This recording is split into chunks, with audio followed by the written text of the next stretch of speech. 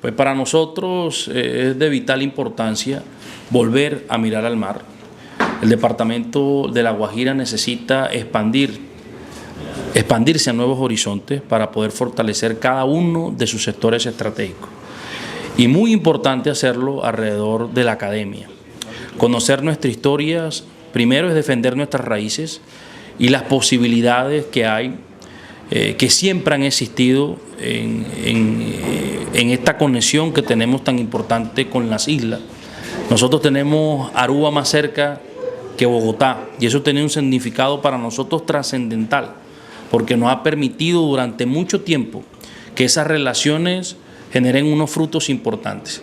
Pero hoy lo que queremos, y lo hemos plasmado en nuestro plan de desarrollo, es nuevamente tener al mar como principal aliado en todas las estrategias que tenemos para posicionar a La Guajira como península y como sector estratégico, donde exista nuevamente un libre comercio, donde tengamos la posibilidad de defender un desarrollo socioeconómico que impacte de manera positiva sobre todas las zonas más vulnerables.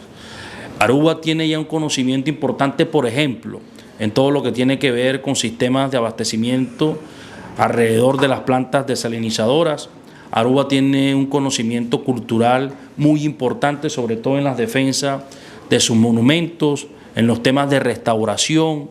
Hay que volver a construir esas alianzas importantes y yo creo que el camino idóneo parte necesariamente del sector académico. La academia no puede establecer esos puentes que hoy necesitamos. La academia siempre ha sido importante para ambos territorios y hoy con la Universidad de La Guajira, con la Universidad en Aruba, podemos nuevamente restablecer esos puntos de acuerdo que tanto bien le hicieron a ambos territorios por muchos años.